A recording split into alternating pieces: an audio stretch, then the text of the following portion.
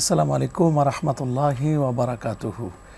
ইন্নাল হামদালিল্লাহি ওয়াহদা ওয়াসসালাতু ওয়াসসালামু আলা মুহাম্মাদিনিল মুস্তাফা ওয়া আলা আলিহি ওয়া আসহাবিহিল মুজতাবা, আম্মা বাদ। কাছে কিংবা দূরে বিশ্বজুড়ে যে যেখান থেকে আমাদের সাথে যুক্ত হয়েছেন আপনাদের সকলকে স্বাগত জানাচ্ছি ফ্রুটিকা নিবেদিত রমাদান আমাদের জীবন পাওয়ার্ড বাই স্পার ড্রিঙ্কিং ওয়াটার অনুষ্ঠানে। প্রিয় দর্শক, আজ 15ই রমাদান। দেখতে দেখতে আমরা রমজান কারিমের প্রায় অর্ধেক শেষ করতে যাচ্ছি। আজ যে বিষয়টি নিয়ে আলোচনা করব তা হচ্ছে হালাল পানাহারের গুরুত্ব ও তাৎপর্য। আর এ বিষয়ে আলোচনা করবার জন্য এবং আপনাদের সরাসরি প্রশ্নের উত্তর দেওয়ার জন্য আমাদের স্টুডিওতে দুজন বিদগ্ধ আলেমে দ্বীন উপস্থিত রয়েছেন। আসুন আমরা তাদের সাথে পরিচিত হয়ে নিই। আমার ডানে রয়েছেন ঢাকাস্থ মোহাম্মদপুর মসজিদে বাইতুল হারামের সম্মানিত খতিব মাওলানা কাজী আবু হুরায়রা। আসসালামু আলাইকুম ওয়া রাহমাতুল্লাহ। ওয়ালাইকুম আসসালাম। হুজুর কেমন আছেন? আলহামদুলিল্লাহ। আমাদের সাথে আরও উপস্থিত রয়েছেন দারুস সুন্নাত ফাউন্ডেশনের চেয়ারম্যান মুফতি মোহাম্মদ সাইফুর রহমান সাইদি। আসসালামু আলাইকুম ওয়া রাহমাতুল্লাহি ওয়া বারাকাতুহু। ওয়ালাইকুম আসসালাম রহমতুল্লাহ। কেমন আছেন? আলহামদুলিল্লাহ, আপনি কেমন আছেন? জি আলহামদুলিল্লাহ। প্রিয় দর্শক, ইসলামে হালাল পানাহারের এই যে অনুষঙ্গটি, এটি একটি গুরুত্বপূর্ণ অনুষঙ্গ। এই পৃথিবীতে ঈমান এবং আমলকে সেভ করার জন্য, আল্লাহর দরবারে কবুলিয়াতের জন্য সবচেয়ে গুরুত্বপূর্ণ বিষয় হচ্ছে হালাল অর্জন এবং হারাম বর্জন করা। আমরা যদি পৃথিবীতে শান্তি পেতে চাই, আমরা যদি আরামের বাতাস পেতে চাই, তাহলে আমাদেরকে অবশ্যই হালাল উপার্জন করতে হবে এবং হারামকে বর্জন করতে হবে। আপনারা সকলে জানেন যে রমজানের টার্গেট হচ্ছে মুত্তাকি বানানো, আল্লাহর সচেতনতা তৈরি করা। এটি কিন্তু একটা রোজার একটা টার্গেট বা একটি উদ্দেশ্য। তবে আকার আয়তনে ছোট্ট যে রোজাটি আমরা রাখছি 12 ঘন্টার বা 13 ঘন্টার, এটার আকার আয়তন খুব শর্ট। বাট আরেকটি রোজা কিন্তু আমাদের জন্য রয়েছে, এটার আকার আয়তন অনেক বড়, যেটি ইমাম আলী হাসান আন-নাদবী রহমতুল্লাহ আলাইহি খুব চমৎকার করে বলেছেন। সেটা হচ্ছে জীবনের রোজা। জীবনের রোজার এটার আয়তন অনেক, ব্যাপ্তি অনেক বেশি। এই রোজার জন্য আমাদেরকে প্রিপারেশন নিতে হবে। মূলত আমরা যেই ছোট্ট আকারে আমাদের ব্যাপ্তি একেবারে কম সময়ের যে রোজাটি, এই রোজা পালনের মাধ্যমে জীবনের রোজার কিন্তু আমার প্রিপারেশন নিতে হবে। আর জীবনের রোজার প্রিপারেশন নিতে হয় হালাল উপার্জনের মাধ্যমে, হালাল অর্জনের মাধ্যমে এবং হারাম বর্জনের মাধ্যমে। কাসবুল হালালি ফারিদাতুম বাদাল ফারিদা, হালাল উপার্জন করা একটা ফরজ বিধান। ইন্নাল্লাহা তাইয়্যিবুন লা ইয়াকবালু ইল্লা তাইয়্যিব, আল্লাহ পুত পবিত্র, আল্লাহ অপবিত্র জিনিসকে কখনো অ্যাকসেপ্ট করেন না। হালাল গ্রহণ এবং বর্জনের কতগুলো নিয়ম নীতি রয়েছে, এর কতগুলো নীতিমালা রয়েছে, আমরা বিষয়ে বিস্তারিত আলোচনা শুনবো আমাদের অতিথিদের কাছ থেকে। মাওলানা কাজী আবু হুরায়রা সাহেব, আপনি আমাদেরকে বলবেন যে আপনি জানেন যে এই যে রমজান কারিমের সিয়াম সাধনা, এটা মূলত আমরা 12 ঘন্টার যে রোজা রাখছি, এই যে রোজাটা, এই রোজাটা শুরু হয় যেমন সাহারির মাধ্যমে, এর আগেও যদি বলি তাহলে আমরা তারাবির নামাজের মাধ্যমে, এর সমাপ্তি হয়, ক্লোজিং হয় কিন্তু ইফতার বা সূর্য ডুবার মাধ্যমে।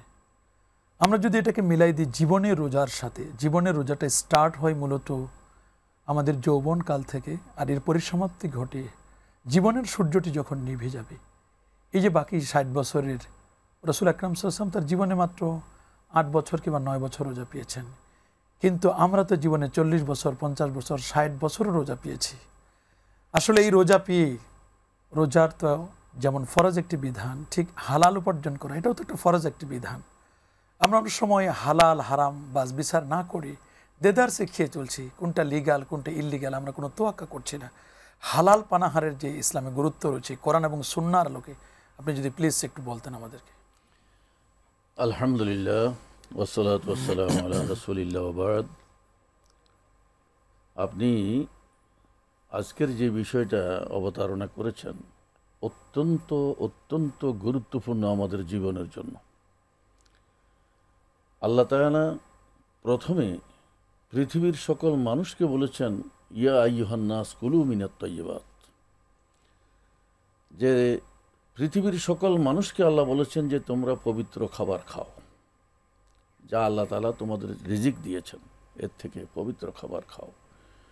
কিন্তু মুসলমান যারা ঈমানদার, ঈমান আনার পরে তাদের জন্য একটু আরেকটু ব্যতিক্রম কথা আল্লাহ তাআলা বলেছেন যে নবী রসুলদেরকে দিয়ে শুরু করেছেন, ইয়া আইয়ুহার রসুলু কুলু মিনাত তাইয়্যিবাতি ওয়া'মালু সালিহা। হে আমার রসুলগণ, নবীগণ, তোমরা ভালো কাজ করবে। ভালো কাজের আগে কিন্তু তোমাদের শর্ত হলো পবিত্র খাবার খেতে হবে, হালাল খাবার খেতে হবে।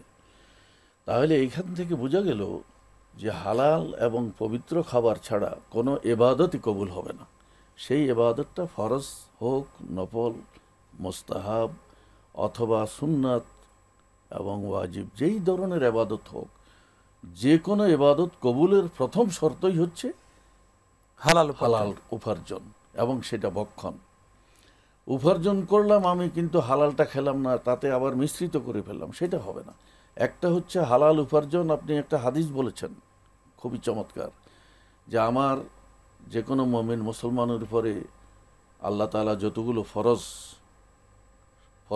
অবধারিত করে দিয়েছেন, মানে নির্ধারিত করেছেন, যেমন নামাজ ফরজ, রোজা, হজ, যাকাত, এগুলি ফরজ, আরো অনেক ফরজ আছে। ঠিক সেই মানের, সেই পর্যায়ের আরেকটি ফরজ হচ্ছে হালাল উপার্জন। কাসবুল হালালি ফারিদাতুন বাদাল ফারিদা। অন্যান্য ফরজের পরে এটাও একটা ফরজ, কিন্তু সেই ফরজ কাজটা করতে গিয়ে আমরা হালাল হারাম মিশ্রিত করে দিই। আল্লাহ তাআলা মানুষ সৃষ্টির পরে দুনিয়াতে কোনটা করা যাবে কোনটা করা যাবে না একটা দেয়াল তৈরি করে দিয়েছেন, একটা সীমানা করে দিয়েছেন, একটা ডিভাইডার করেছেন, বর্ডার দিয়ে দিয়েছেন। তিলকা হুদুদুল্লাহ ফালা তা'তাদুহা।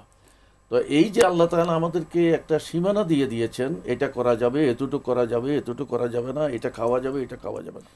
এবং বলা হয়েছে আল হালালু বায়্যিনুন ওয়াল হারামু বায়্যিনুন ওয়া মা বাইনাহুমা উমুরুন মুশতাবিহা।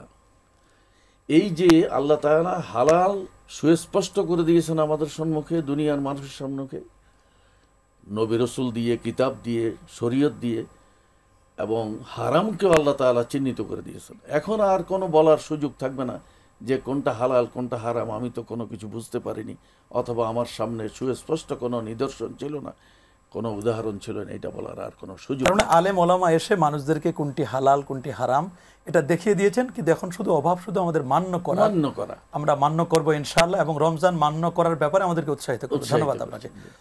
মানা সাইফুর রহমান সাইদি, আপনি জানেন যে আল্লাহ নবী আক্ষেপ করে একটি হাদিস বলেছেন, ইয়াতি আলান নাসে জামান, শেষ জামানা এমন একটি অবস্থা হবে যে মানুষ আমিনাল হালাল আমিনাল হারাম, মানুষ কোনটি হালাল কোনটি হারাম এটি বাছবিছ করবে না।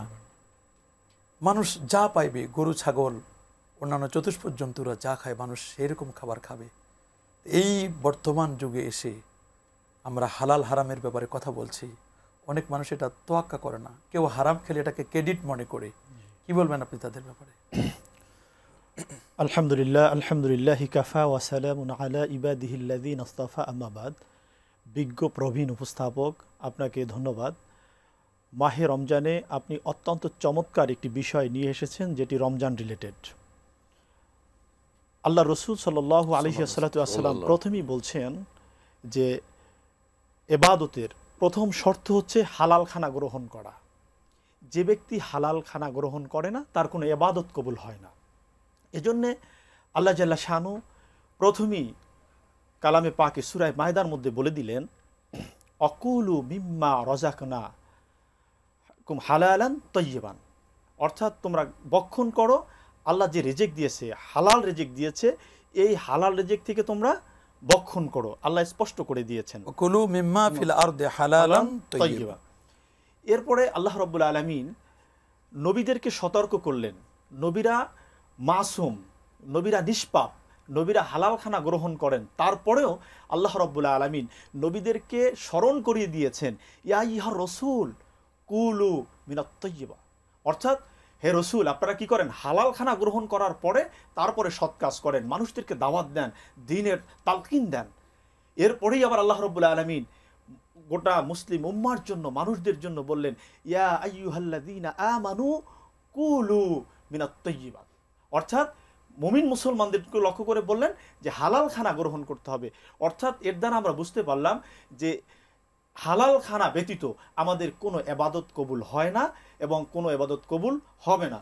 আমরা যদি লক্ষ্য করি বর্তমান সময়ে দেখতে পাচ্ছি মাহে রমজান চলছে, 10 পদ, 15 পদ, 20 পদ, 30 পদের আইটেম দিয়ে আমরা ইফতারি করতেছি, অথচ আমি কি ইনকাম করতেছি তার কোনো ব্যালেন্স নেই। অথচ আমার পাশের বাড়ির লোক না খেয়ে রোজা রাখতেছে, এক গ্লাস পানি দ্বারা ইফতার করতেছে, একটি খেজুরও পাচ্ছে না।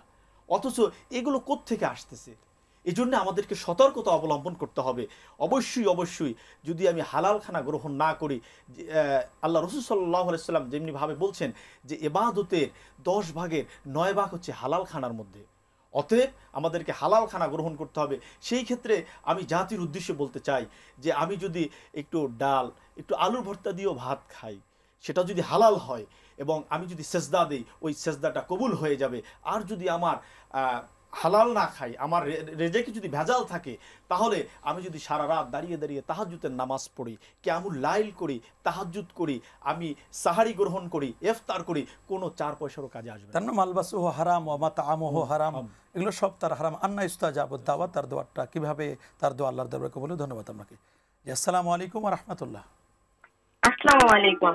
ওয়ালাইকুম আসসালাম ওয়া রাহমাতুল্লাহ। জি, আপনার হুজুর, প্রশ্নটি আমি বলুন। ফার্ম গেট থেকে বলছিলাম। আমার প্রশ্ন বলুন। হচ্ছে, আপনার রোজা থাকা টেলিভিশনের অবস্থায় ভলিউমটা কি- কমিয়ে আপনি একটু জোরে বলতে হবে, আমাদের শুনতে কষ্ট হচ্ছে। হ্যালো, প্লিজ, হ্যাঁ বলুন। বলছিলাম যে রোজা থাকা অবস্থায় কি চোখে ড্রপ দেওয়া যাবে? জি, ধন্যবাদ বোন। আমরা আর আরেকটা প্রশ্ন ছিল। জি বলুন।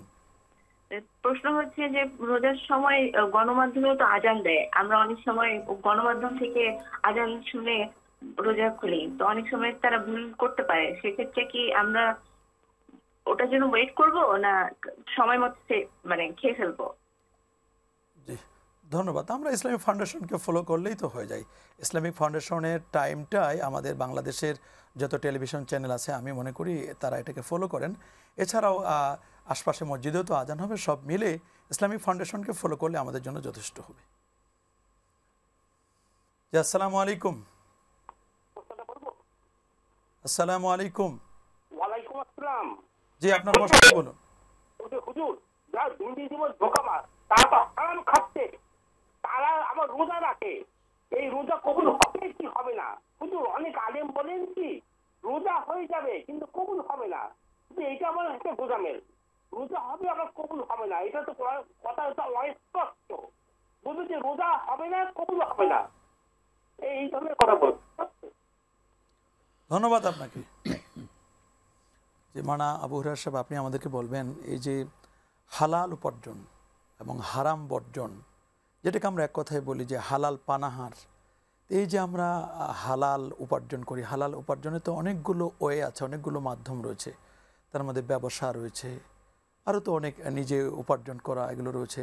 আপনি যদি এই ব্যবসা সম্পর্কে বলতেন, ব্যবসাও তো একটা অন্যতম হালাল উপার্জনের একটা মাধ্যম। যারা ব্যবসায়ী আছে, অনেক অসাধু ব্যবসায়ী আছে, তাদের ব্যাপারে কি বলবেন আপনি? যারা রমজান মাসে দ্রব্যমূল্যের দাম বাড়ায় দেয় বা খাদ্যে ভেজাল মিশায়, ইসলাম কি বলছে তাদের ব্যাপারে?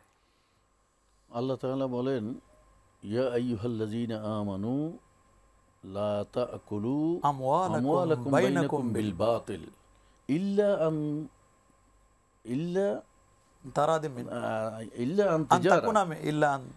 আন তাকুনা তিজারাতান আন তারাদিম মিনকুম। এই যে আয়াতখানার মধ্যে আল্লাহ তাআলা বলেছেন যে তোমরা, হে মুমিনগণ, তোমরা তোমাদের মধ্যে অন্যায়ভাবে, অন্যায্যভাবে, জুলুম করে অথবা মিথ্যার মাধ্যমে, মানে বাতিল, যেটা পরিত্যাজ্য, আল্লাহ তাআলা যেটা হারাম করেছেন, এই হারাম বস্তু দ্বারা, হারাম বস্তু তোমরা কখনো ভক্ষণ করো না, পানাহার করো না। যদি তোমাদের মধ্যে ব্যবসায়িকভাবে চুক্তির মাধ্যমে, লেনদেনের মাধ্যমে, যে আপনার সাথে আমার লেনদেন আছে, ব্যবসায়িক আদান প্রদান আছে, এই আমি আর আপনার মধ্যে এই লেনদেন হতে পারে, সেখানে একটু হয়তো বেশ কম হতে পারে। কি বেশ কম? যে আপনি আমার কাছ থেকে 2 দিন পরে টাকা নিলেন, আবার 2 দিন পরে দিয়ে দিলেন, এটা লেনদেনের মধ্যে আছে, এটা চলতে পারে। এছাড়া আর বিন্দুমাত্র একটি টাকা করেই হারামভাবে কোনো অবস্থায় ব্যবসা বাণিজ্য ছাড়া, লেনদেনের মাধ্যম ছাড়া এইভাবে কোনো কিছু হালাল ছাড়া কোনো খাবার খাওয়া যাবে না এবং সেটা গ্রহণযোগ্য হবে না। তার মানে হালালে আছে আরাম আর হারামে আছে বেরাম। আর আল্লাহ রাসূল সাল্লাল্লাহু আলাইহি ওয়াসাল্লাম কি বললেন? লা তুকবালু সালাতুন বেগাইরি তুহুরিন ওয়ালা সাদাকাতুম মিন গুলুলিন। যে এটা একটা গুরুত্বপূর্ণ হাদিস, যে কোনো ইবাদত, নামাজ অথবা রোজা, এই যে একটু আগে প্রশ্ন করলেন, যে কোনো ইবাদত হালাল বক্ষণ ছাড়া, হালাল পানাহার ছাড়া কবুল হবে না। এবং কেউ যদি হারাম অর্জন করে সেই টাকা সওয়াবের নিয়তে দান করে, সেই দানও কবুল হবে না। অবৈধভাবে উপার্জন, গলুল হচ্ছে অবৈধ উপার্জন। এই গলুল বা অবৈধ উপার্জনের যে কোনো দান সদকা আল্লাহর দরবারে এখন আমাদের সমাজে দেখুন যে হারামের মাধ্যমে অগণিত টাকা পয়সা রোজগার করে দুনিয়ার অপর মানুষকে, যে আমরা রিজিককে ছিনিয়ে নিচ্ছি, তাদের জাকাতগুলো খেয়ে ফেলছি, অর্থাৎ গরিবের জাকাতের পয়সা লুটপাট হয়ে গেছে। যেটা ছিনতাইয়ের মাধ্যমে হোক, সন্ত্রাসের মাধ্যমে যে হোক, কোনো ওয়েতে হোক, দখলের মাধ্যমে হোক, তারপরে অন্যকে প্রতারিত করে হোক, যে কোনো প্রতারণার মাধ্যমে হোক, এই সমস্ত উপার্জনগুলো সবগুলো হারাম। এই হারামের মাধ্যমে যে কোনো উপার্জন হবে সেগুলি বর্জনীয়, সেগুলি আর ইবাদত করব। তাহলে আমরা হারামকে বর্জন করব। আমি সেটা বলছিলাম যে উদাহরণটা আমি একটু দেব সংক্ষেপে, আমাদের হ্যাঁ, সময় আমরা উদাহরণটা দেব এইভাবে যে আমাদের সমাজে এই ধরনের অবৈধ ইনকাম করে, আয় করে, রোজগার করে আমাদের একটা এত মন্দ ধারণা যে আমি ওমরা করে আসলাম, আমি একটা মসজিদ দিয়ে দিলাম, আমি একটা এতিমখানা করলাম, আমি এই ধরনের একটা নেক কাজ করলাম, অনেক কাজ ভালো করলাম, কিন্তু একটি পয়সার কাজেও আসবে না। ওয়ালা লা ইউকবালু সালাতুন ওয়ালা ইবাদাতুন, এইভাবে আল্লাহ রাসূল বলেছেন। আমরা কিন্তু বান্দার সাথে হক রিলেটেড আছে, হ্যাঁ, রিলেটেড। আল্লাহর হক আল্লাহ মাফ করবেন, কিন্তু বান্দা যতক্ষণ মাফ না করবেন ততক্ষণ পর্যন্ত আল্লাহও মাফ করবেন না। ধন্যবাদ আপনাকে। মাওলানা সাইফুর রহমান সাইদি, আপনি আমাদেরকে বলবেন, আমাদের এক বোন প্রশ্ন করেছিল যে রোজা রেখে চোখে ড্রপ দেওয়া যাবে কিনা, সংক্ষেপে। জি, বিজ্ঞ উপস্থাপক, চোখে ড্রপ দেওয়া যাবে, অসুস্থতার কারণে চোখে ড্রপ দেওয়া যাবে, কিন্তু যদি এটা দ্বারা মনে হয় যে আপনার ভিতরে চলে যাচ্ছে, কারণ অনেক সময় ড্রপের ডাক্তার বলছে দুইটা ওয়ে আছে। একটা ও ড্রপে আপনার যে কেমিক্যাল থাকে তাতে চোখের যন্ত্রণার জন্য সে ব্যবহার করতে পারবে, আরেকটি ড্রপ আছে যেটি ব্যবহার করতে পারবে না, যেটি ভিতরে চলে যায়। আচ্ছা আচ্ছা, না, এটা আসলে চোখে ড্রপ দেওয়া যাবে, কোনো ড্রপ দেওয়া যাবে, কোনো সমস্যা না, কারণ হাদিসের মধ্যে আছে ইক্তাহালা রাসূল সাল্লাল্লাহু আলাইহি ওয়াসাল্লাম। এটা খাদ্যনালীর সাথে কোনো সম্পর্ক নাই, চোখের ড্রপের সাথে খাদ্যনালীর কোনো সম্পর্ক নাই, চোখের ড্রপ দিতে কোনো বাধা নেই। আরেকটি প্রশ্ন ছিল যে গণমাধ্যমে আজান শুনে ইফতার করা যাবে কিনা, আমরা উত্তর দিয়ে দিয়েছি। আমরা ইসলামিক ফাউন্ডেশনকে ফলো করব। জি, অবশ্যই। আর দুর্নীতিবাজ এবং ধোঁকাবাজ তাদের রোজা কবুল হবে কি না, আমরা এটা আলোচনা শুনবো, তবে আমাদের এই মুহূর্তে আমরা একটু বিরতিতে যাবো ইনশাআল্লাহ। প্রিয় দর্শক, আপনারা দেখছেন ফ্রুটিকা নিবেদিত রমাদান আমাদের জীবন, পাওয়ার্ড বাই স্পার ড্রিঙ্কিং ওয়াটার অনুষ্ঠানটি। এ পর্যায়ে আমরা একটি ছোট্ট বিজ্ঞাপন বিরতিতে যাচ্ছি, ফিরছি খুব শিগগির। আশা করছি আপনারা আমাদের সাথেই থাকবেন।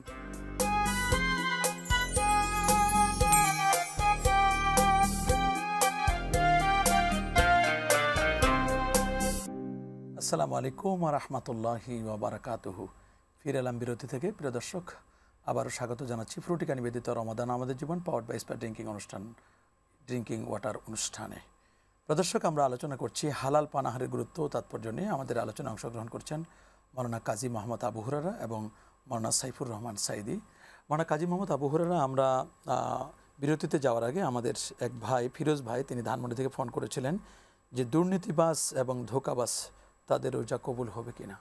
না, এটা তো আমরা হাদিসের শব্দটা বলছি গলুল, যে দুর্নীতি এবং ফাঁকি যেটাই বলেন প্রত্যেকটাই তো হারাম, এগুলির কোনো হালাল করার কোনো উপায় নেই, এবং এই ধরনের আয় রোজগারকারীদের কোনো ইবাদত কবুল হবে না, এটা পরিষ্কার হারাম। তার মানে ইবাদত হয়ে যাবে। আলেম ওলামায়ে কেরাম যে ফতোয়া দিয়েছেন, কেউ যদি হারাম টাকায় হজ করে, হজ হয়ে যাবে, কিন্তু কবুল হওয়ার বিষয়টি সম্পূর্ণ আল্লাহ। ঠিক রমজানের ব্যাপারে সেম। তাই ফিরোজ ভাইকে আমরা বলবো যে আমাদের প্রিয় ফিরোজ ভাই, আপনি ওলামায়ে কেরাম যে ব্যাখ্যাটি দিয়েছেন, আপনি এই ব্যাখ্যাটি মেনে নেবেন। এটাই কোরআন এবং সুন্নাহর ব্যাখ্যা। ওলামায়ে কেরামের ব্যাখ্যা মেনে নেওয়ার মন মানসিকতা তৈরি থাকতে হবে, আর খুব আদবের সাথে, অত্যন্ত বিনয়ের সাথে প্রশ্নগুলো করলে সবচেয়ে ভালো হবে। আর আমরা এটাই আপনার কাছে আমাদের দাবি থাকবে।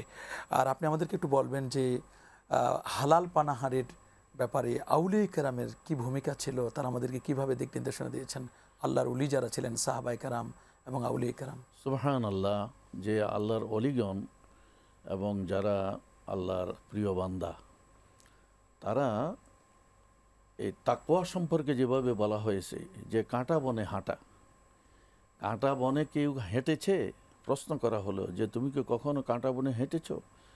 বলে হেঁটেছি। কিভাবে হেঁটেছো? যে যেন গায়ে কাঁটা না বিধে অত্যন্ত সতর্কতার সাথে। হালাল হারামের ব্যাপারে আল্লাহর অলিগণ এত সতর্ক ছিলেন যে তারা নিজ হাতে কামাই করে খেতেন।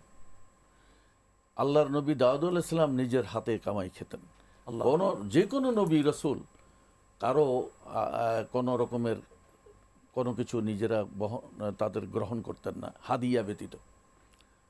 তারা নিজের হাতে নিজে কামাই করে খেতেন, নিজে কাজ করতেন। সব হাদিয়া কি নেওয়া যাবে? একজন সুদখোর, ঘুষখোর হাদিয়া, না, এটা জানার পর তো নেওয়া যাবে না। আপনি যদি না জানেন তাহলে এটা আপনার জন্য হাদিয়া, ওর জন্য হারাম। আপনার জন্য, আপনি তো জানেন না। কিন্তু আপনি যদি জানেন যে এই লোকটার রোজগার হালাল না, তাহলে তার কোনো হাদিয়া অ্যাকসেপ্ট করা যাবে না। তবে এছাড়া যে সতর্কতা এবং ফরজগারি যেটা বলতে আমরা বোঝাচ্ছি, সেটা হচ্ছে যে আমাকে জানতে হবে যে এই লোকটার যে আমাকে দিচ্ছে বা দিতে চায়, বা তার রোজগারটা কি, ইনকাম সোর্স কি, এটা আমাকে জানতে হবে। প্রত্যেকের উচিত এটা জানা। ধন্যবাদ আপনাকে। মানা সাইফুর রহমান সাইদি, আপনি জানেন যে রমজান কারিম চলছে। রমজানে আমরা অনেক ইফতারের অনেক আইটেম করি আমরা, কিন্তু আমরা একটিবারও তাকায় দেখি না যে আমাদের এই আইটেমগুলো যে আমি কিনছি, আমার টাকাটি হালাল কিনা। কিয়ামতের ময়দানে তো আল্লাহর দরবারে জবাবদিহি করতে হবে। লা তাজুলু কাদামা ইবনে আদম হাত্তা ইউসআল আন খামস। 5টি প্রশ্নের উত্তর না দেওয়া পর্যন্ত এক কদম সামনে আগাতে পারবে না। তার মধ্যে সে কি উপার্জন করেছে এবং কোন পথে ব্যয় করেছে, কি বলবেন আপনি তাদের ব্যাপারে? জি, বিজ্ঞ উপস্থাপক, এখানে কথাটা একদম স্পষ্ট হাদিস দ্বারা, যেহেতু আল্লাহ রাব্বুল আলামিন যে কিয়ামতের ময়দানে রোজমা হাসরে যে রাসূল আরবি সাল্লাল্লাহু আলাইহি সাল্লামকে যে নির্দেশনা প্রদান করেছেন যে এই 5টি বিষয় যে প্রশ্ন করা হবে, তার মধ্যে অন্যতম একটি বিষয় হলো হালাল রিজিকের ব্যাপারে প্রশ্ন করা হবে। তো যার হালাল খানা থাকবে না, অর্থাৎ যার ইবাদতের মধ্যে, যার ইনকামের মধ্যে হালাল থাকবে না এবং তিনি হারাম দ্বারা বক্ষণ করেন, তার ব্যাপারে কঠিন ফায়সালা। এটা আল্লাহ রাব্বুল আলামিন কি সিদ্ধান্ত নেবেন আল্লাহই ভালো জানেন।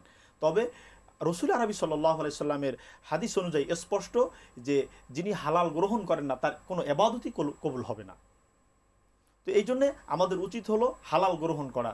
আমরা যদি একটু লক্ষ্য করি যে শুধু আমরা সাধারণ মানুষের ব্যাপারে কথা বলি, কিন্তু আমাদের দেশের যারা উচ্চ পর্যায়ে আছেন, উচ্চ পর্যায় থেকে নিম্ন পর্যায় পর্যন্ত দেখা যাচ্ছে যে এই রিজিকের ব্যাপারে একটা হকেরও ব্যাপার আছে। হকুল ইবাদ যে ব্যাপারটা, একটা হচ্ছে হকুল্লাহ। তো আল্লাহ চাইলে আল্লাহর হকটা আল্লাহ মাফ করে দিতে পারেন, এটা একমাত্র আল্লাহর ব্যাপার। কিন্তু বান্দার হক, যেমনিভাবে আমাদের যারা দায়িত্বশীল থাকেন, তারা দেখা গেছে যে আমাদের হকগুলোকে নষ্ট করে তারা বাড়ি গাড়ি করেন, তারা বাহিরে টাকা জমান, অথচ আমাদের দেশের গরিব মানুষগুলো না খেয়ে আছে।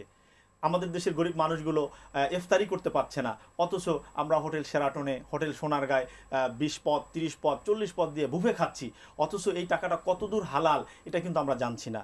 তো এই জন্যে এটা স্পষ্ট যে যদি আমি হালাল গ্রহণ না করি, তাহলে আমার কোনো ইবাদত কবুল হবে না। তার মানে ইবাদত কবুল হওয়ার জন্য প্রথম শর্ত হচ্ছে হালাল উপার্জন করতে হবে, হালাল উপার্জন করতে হবে। কারণ আল্লাহ জিজ্ঞেস করবেন মিনা আইনা ইকতাসাবাহু ওয়া ফিমা আনফাকা, যে কোন সোর্স থেকে তুমি এটাকে অ্যাচিভ করেছো, অর্জন করেছো, এবং ফিমা কোন বিষয়ে আনফাকা সেটাকে ব্যয় করেছে, এই বিষয়ে তাকে জিজ্ঞাসা করা হবে। আমরা কিন্তু সেই আখিরাতের জিজ্ঞাসার জন্য আমাদের প্রিপারেশন নিতে হবে। ধন্যবাদ আপনাকে।